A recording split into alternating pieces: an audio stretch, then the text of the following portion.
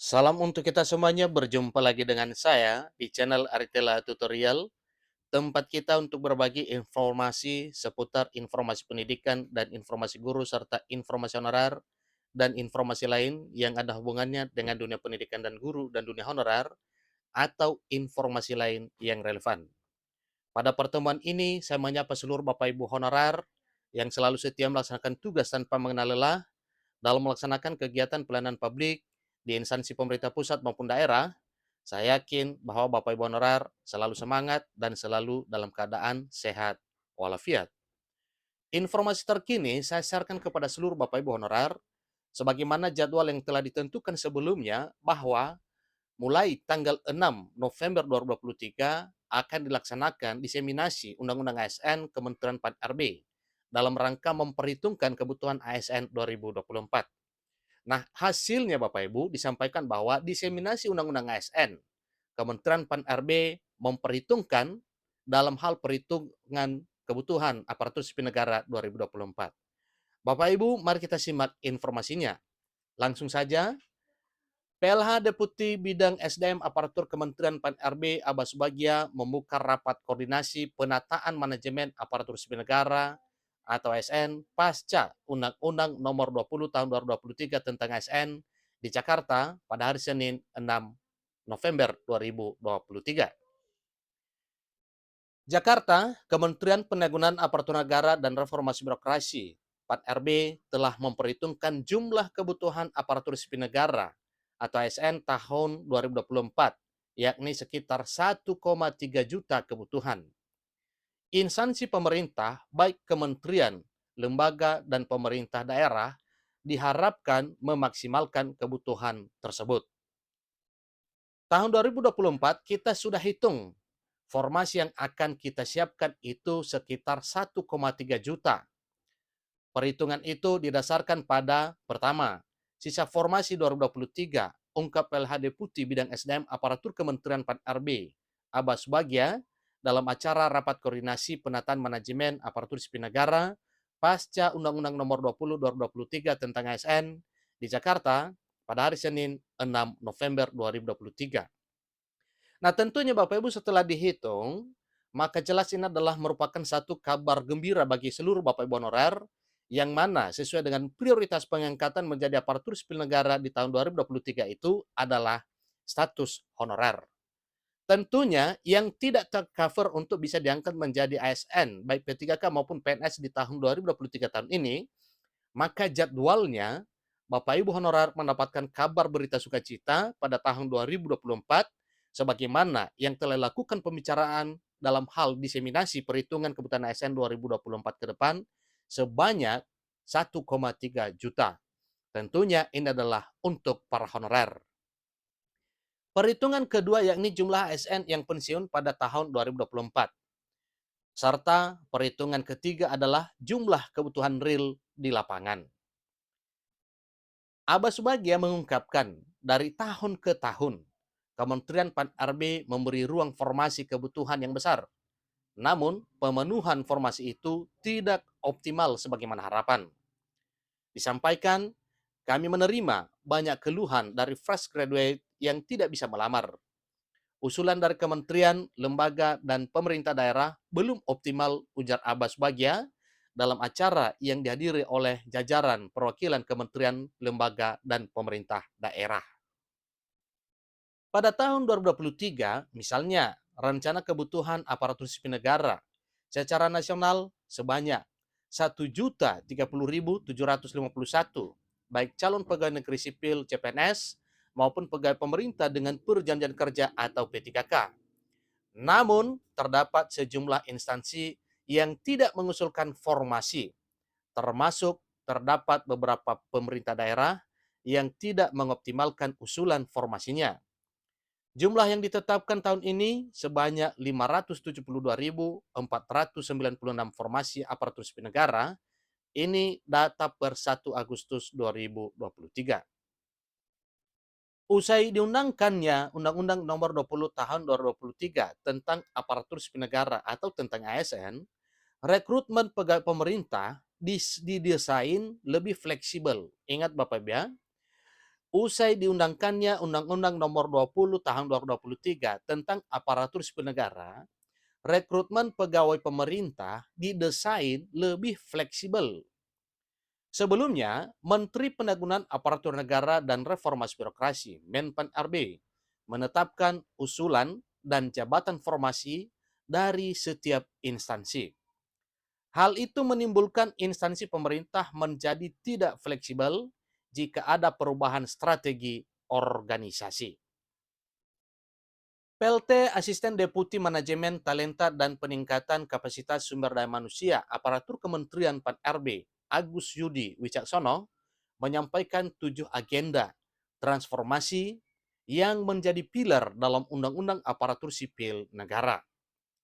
Jadi, transformasi terkait rekrutmen jabatan aparatur sipil negara, usulan penambahan formasi tahun-tahun sebelumnya belum sepenuhnya dikaitkan dengan arah prioritas pembangunan nasional, sehingga alokasi sumber daya dan anggaran bisa tidak selaras dengan tingkat kebutuhannya. Perubahan yang dibawa dalam undang-undang ini adalah Menteri Penanggulangan Aparatur Negara dan Reformasi Birokrasi (Menpan RB) menetapkan kebutuhan pegawai secara nasional sesuai anggaran yang tersedia. Instansi yang menentukan apa jenis jabatan yang mau direkrut dan pada jenjang yang mana dan sesuai dengan anggarannya, jelas Yudi Wicaksono. Nah, Bapak Ibu honorer, tentunya ini adalah menjadi satu kabar gembira meraih impiannya di tahun 2024 ke depan, karena memang pemerintah tidak tinggal diam, sehingga sebelum memasuki tahun 2024, pada tahun ini di bulan November menetapkan kira-kira kebutuhan ASN itu tahun depan di tahun 2024 berapa banyak, dan disampaikan terangkum 1,3 juta kebutuhan ASN tahun 2024 yang nantinya ini mayoritas diisi oleh para honorer. Instansi pemerintah juga dihimbau untuk menganalisis mana jabatan yang positif growth dan negatif growth. Yudi menambahkan, saat ini pemerintah bergerak ke arah digital. Jabatan-jabatan yang tugasnya bisa dilakukan dengan teknologi seharusnya mengalami negatif growth. Agenda transformasi terkait sistem rekrutmen ini adalah fleksibilitas waktu seleksi. Jika tahun sebelumnya seleksi dilakukan secara serentak, kini pemerintah bisa melakukan seleksi sesuai kebutuhan masing-masing instansi. Sebagai contoh, pegawai di salah satu instansi ada yang pindah, pensiun, atau meninggal, maka instansi tersebut jelas bisa mengajukan diri untuk melakukan seleksi aparatur sipil negara. Waktu rekrutmen tidak lagi harus barengan nasional. Ini diserahkan ke Bapak Ibu kapan mau melakukan rekrutmen sesuai kebutuhan organisasi dan prioritas nasional, ujar Yudi Wicaksono. Undang-undang yang baru saja disahkan ini akan berdampak besar pada tata kelola dan manajemen aparatur sipil negara, termasuk perekrutan. Penyederhanaan jabatan juga dilakukan pada jabatan pelaksana yang sebelumnya ribuan menjadi 3 jenis saja, dan jabatan fungsional. Instansi pembina akan fokus pada pengembangan jabatan fungsional, tidak lagi pada penetapan formasinya. Kemudian, percepatan pengembangan kompetensi tidak lagi dibatasi dengan 20 jam pelajaran, tetapi terbuka bisa dilakukan dengan fleksibel dan dinamis sesuai kebutuhan pegawai aparatur sipil negara. Bahkan P3K yang sebelumnya tidak berkesempatan, kini bisa mengembangkan kompetensi termasuk melalui jalur pendidikan, sepanjang kinerja yang bersangkutan dapat dilakukan dengan baik. Pengembangan ini merupakan hak dan kewajiban yang mesti difasilitasi bagi pegawai, jelas Yudi. Selanjutnya, kemudahan mobilitas talenta secara nasional juga semakin terbuka. ASN bisa mengisi jabatan di luar instansi pemerintah, misalnya BUMN, BUMD, BLU, termasuk menerapkan fleksibilitas pengisian TNI dan Polri ke jabatan sipil, dan sebaliknya. Yang sebelumnya, pada Undang-Undang Nomor 5 2014 memang sudah disebutkan bahwa TNI dan Polri bisa menduduki jabatan sipil. Dalam undang-undang ini, kebijakan tersebut bersifat resiprokal atau dua arah. Namun, kebijakan ini berlaku di instansi pusat yang bersifat strategis, bukan di pemerintah daerah, tegas Yudi. Terkait penataan tenaga non-ASN juga diatur. P3K bisa mengisi jabatan pelaksana yang sebelumnya tidak dapat dilakukan, termasuk menduduki jabatan tinggi pratama tertentu pada instansi pusat prioritas tertentu. Melalui forum tersebut, Kementerian PAN-RB meminta masukan dan saran terhadap rancangan peraturan pemerintah tentang manajemen ASN yang merupakan aturan pelaksanaan dari Undang-Undang Nomor 20 Tahun 2023.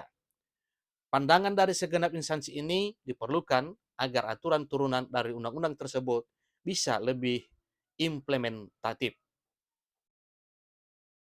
Dalam acara tersebut juga hadir Sekretaris Deputi Bidang Reformasi Birokrasi, Akuntabilitas Aparatur dan Pengawasan Kementerian PAN-RB Hidayah Azmi Nasution yang menjelaskan terkait reformasi birokrasi tematik. Terdapat 4 fokus utama RB tematik, yaitu penanggulangan kemiskinan, peningkatan investasi, digitalisasi pemerintahan, dan percepatan prioritas aktual Presiden. Seluruh jajaran pemerintah diharapkan mampu menerapkan reformasi birokrasi tematik ini. Pemerintah daerah juga diharapkan mempercepat pembangunan Mal Pelayanan Publik atau MPP, Asisten Deputi Perumusan Sistem dan Strategi Kebijakan Pelayanan Publik Kementerian PAN-RB M. Yusuf Kurniawan menjelaskan, untuk membangun MPP tidak perlu dengan gedung baru. Bahkan Pemda bisa terlebih dahulu membangun MPP digital dengan sistem yang sudah tersedia. MPP tentu mempermudah masyarakat dalam mendapat pelayanan publik yang terpadu.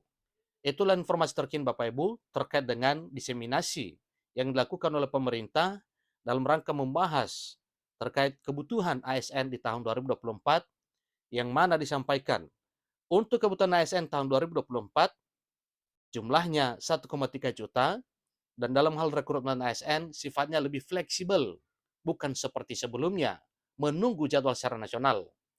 Dan hal yang paling menyenangkan, karena formasi nantinya mayoritas adalah untuk kebutuhan ASN dari jalur honorer. Demikian informasinya, sampai ketemu pada informasi berikutnya. Terima kasih.